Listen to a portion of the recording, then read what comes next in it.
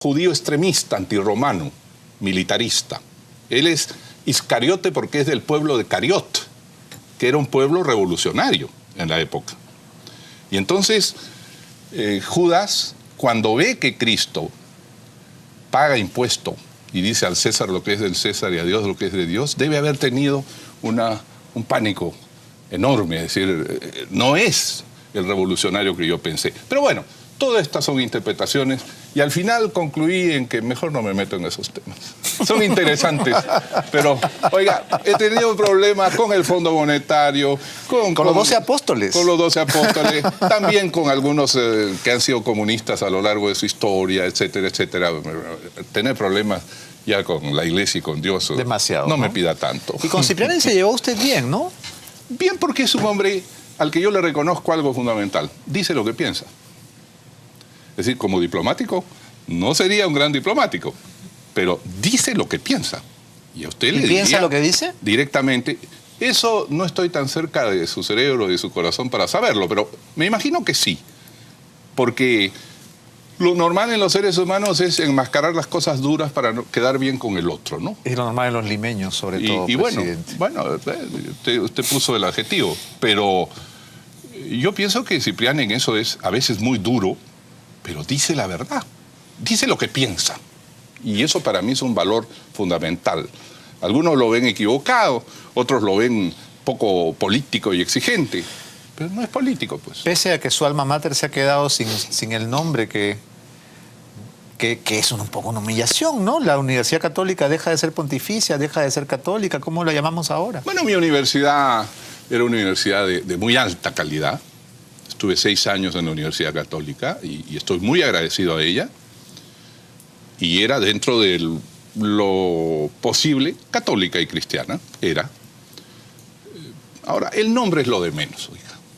Finalmente, lo importante es tener una universidad de alto nivel y de gran calidad intelectual, ¿no? ¿Qué pasaría si le cambian el nombre al APRA? Alguna vez Víctor Raúl lo dijo en una entrevista que hizo con Alfredo Barnechea. Dijo, naturalmente las ideas cambiarán, los nombres cambiarán, pero lo importante son las lealtades. Y no hay nada que el tiempo no borre ni cambie. Hablando de lealtades, yo le pregunté aquí a Mauricio Mulder si él ponía las manos al fuego por usted y me dijo, esa es una pregunta maldita.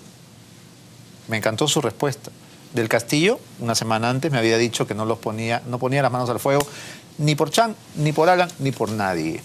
Yo pongo las manos al fuego por el Perú y pongo las manos al fuego por el APRA como ideología. Pues bueno. Y por mucha gente buena, mire usted, conozco mucha gente buena por la que pondría la cabeza al fuego, no las manos. Porque si comienzo a dudar del género humano, ya no tengo sitio en él y será mejor que me vaya. Estuve en la presentación de sus 2 últimos libros, presidente. Muchas gracias. Muchas gracias a usted por invitarme, porque no es fácil. No, yo no lo invité. Sí, usted me invitó. En la puerta no me hubieran dejado entrar si no estuviera invitado. No, es que le tienen miedo a usted, pues. No me tienen miedo, qué miedo me van a tener. Ya me hizo olvidar lo que le iba a preguntar, ¿eh? Esa es la virtud. En la presentación del libro Pizarro, El Rey de la Baraja, usted hablaba, bueno, de las virtudes políticas de Pizarro y de cómo... Capacidades. Las capacidades políticas. Y cómo la conquista no había sido exitosa por la pólvora, ni por los caballos, ni por el hierro, sino por la inteligencia política de Pizarro. Y hubo varios momentos en que yo sentí que estaba mandando algunas indirectas. Por ejemplo... Usted es un mal pensado. Por ejemplo, la legitimidad... Y mal actuado. Mal actuado. Yo no soy actor. La primera regla de la legitimidad, ¿no? Dijo, la política no tiene sentido si uno no tiene legitimidad. Y la legitimidad uno la puede perder. No voy a citar textualmente todo lo que dijo, pero en ese momento la persona que estaba delante mío empezó a incomodarse en su asiento. Y empezó como que tuviera alguna picazón. Y usted dijo, bueno, que cuando no se tiene legitimidad se pierde todo en la política. Y todos esos políticos que llegan a querer medrar y enriquecerse rápidamente para irse con los bolsillos llenos, sabían que su vida iba a ser breve, efímera y que no iban a entrar en la historia. ¿Estaba usted aludiendo a alguien en especial? No. Cuando yo aludo a alguien se lo digo en la cara. Estaba mirándole. No, se lo digo en la cara y con su nombre. Ah, ya. Lo que mencionaba es que sobre Pizarro hay una leyenda negra. Obviamente mi parte indígena andina, yo soy cusqueño de origen. Se rebela siempre contra la conquista. Pero yo digo, pudo llamarse Pérez y no ser Pizarro. Pudo venir el año 80 y no el año 32, 1532. Pero de todas maneras iban a llegar los europeos aquí. Iban a traer su viruela, su peste bubónica, como a ellos les llegó eso desde el Asia, 5 siglos antes. De manera que ese era el proceso de globalización del mundo y no había que echarle la culpa de todo al que le tocó venir. Ahora, tuvo algunos defectos inmensos, pero también algunas capacidades que no hay que olvidar. Siempre se le presenta como un porquerizo, que no fue. Como un analfabeto. Nunca Pizarro crió chanchos. No. Eso es una leyenda en absoluto. Vivía con su madre, la ropera González, y después se fue a Sevilla. Nunca cuidó chanchos. Esto está documentado. Pero además... Que no tendría nada de malo, ¿no? No tendría nada de malo. Pero ¿No es delito? así lo presentaban sus enemigos de la época. Ya en 1540 escribían que no solamente había cuidado chanchos, sino que se había amamantado de una cerda. Bueno, así era. Como Rómulo y Remo, con la leyenda, loba, ¿no? La leyenda, bueno, una loba está mejor que una cerda. Bastante mejor. Pero además decían, este hombre vino a levantar todo el oro e irse. Muchos españoles vinieron a adueñarse de lo que pudieran a la mala y irse. Pizarro nunca quiso irse del Perú. Pizarro quería fundar un país, un reino para él. Su ambición era política y su ambición era, yo creo, la gloria. No era una persona... Todo lo que tuvo lo entregó para defender su poder.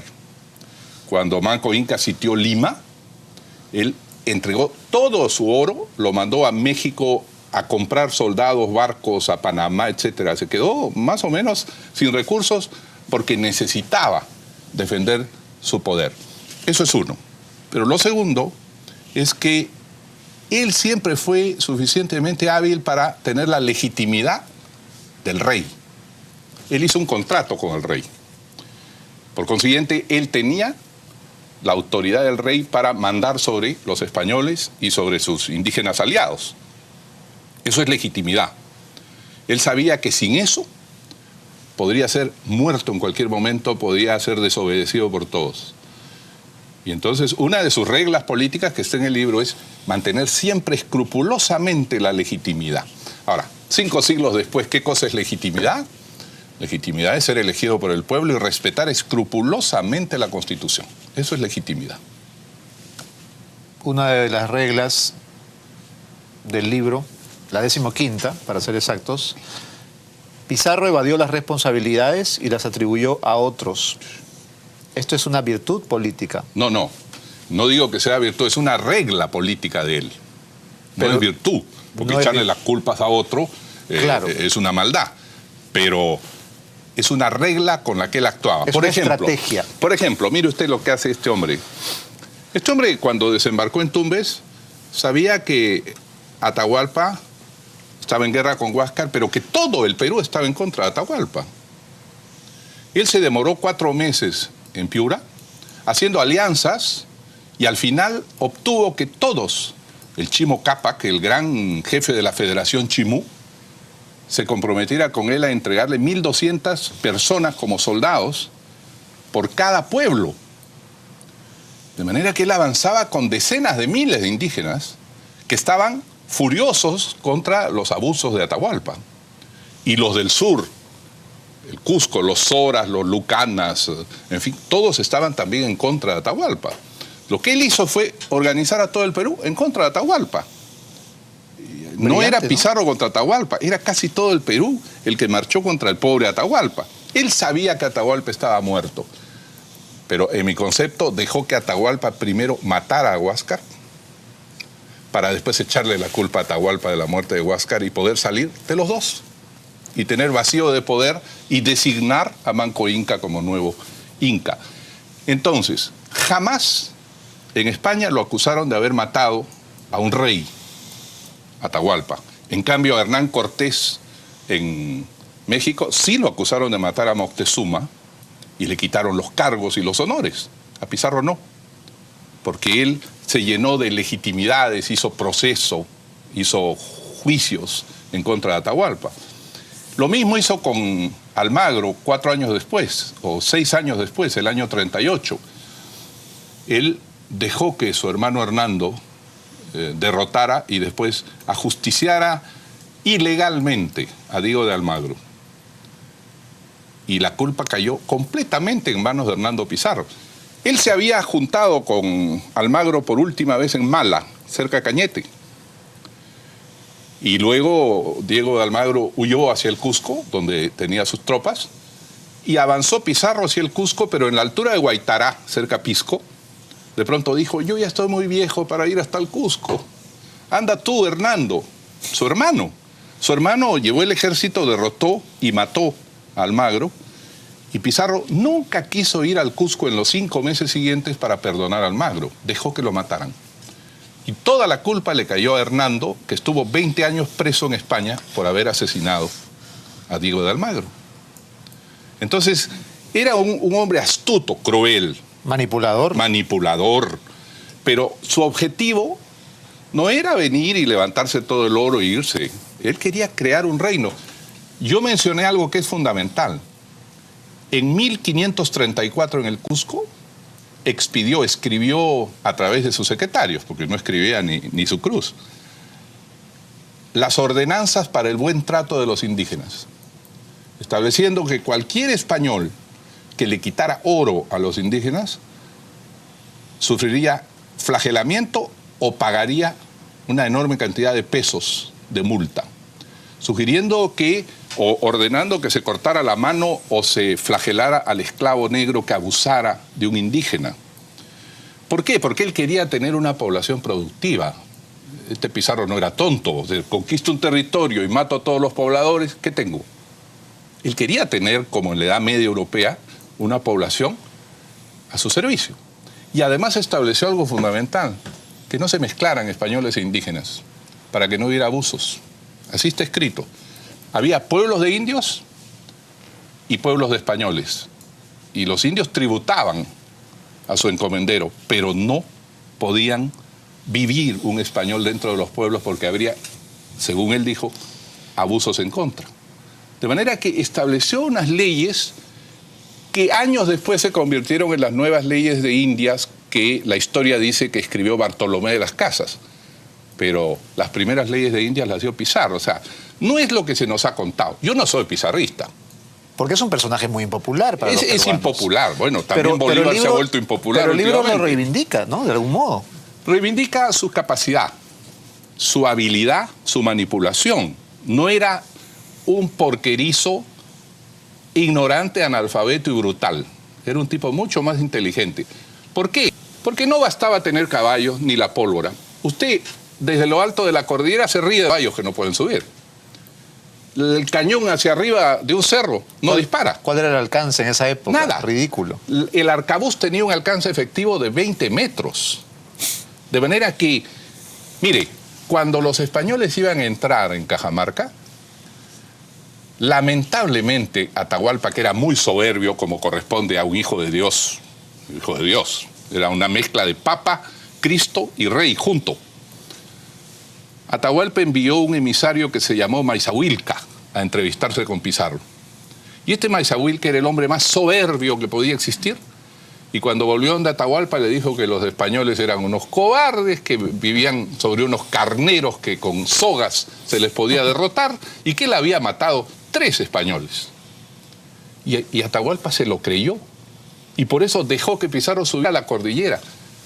Su general militar Rumiñahui le dijo lo contrario y se peleó físicamente con Maizahuilca. Rumiñahui les dijo hay que pararlos en las quebradas de la cordillera. Pero Atahualpa se creyó lo que dijo Paisahuilca. ¿Y sabe usted que entró sin un arma en la Plaza de Armas de Cajamarca? Sin un arma. Porque él le dijo a Pizarro al día siguiente, yo pensé que delante de mí todos iban a huir y solo había puesto unos indígenas detrás con sogas para amarrarlos cuando huyeran. Eso se llama soberbia. Atahualpa y por ende el imperio incaico fue derrotado por la soberbia. En mi concepto, sí. ¿Cómo se Porque vacuna uno contra la soberbia, presidente? no, a uno lo vacuna la vida. Uno es presidente 5 años y al año siguiente lo someten a vejaciones, lo investigan como si fuera un ladrón cualquiera, lo llevan por su vía crucis. Y yo, que ya pasé 2 veces eso, me he dado cuenta que eso es simplemente el designio de Dios. Dios le da a uno importancia, Dios se la quita y le dice, eres polvo, eres humilde, aprende humildad nuevamente. Entonces la vida le baja los humos a cualquiera y le baja el copete al más pintado.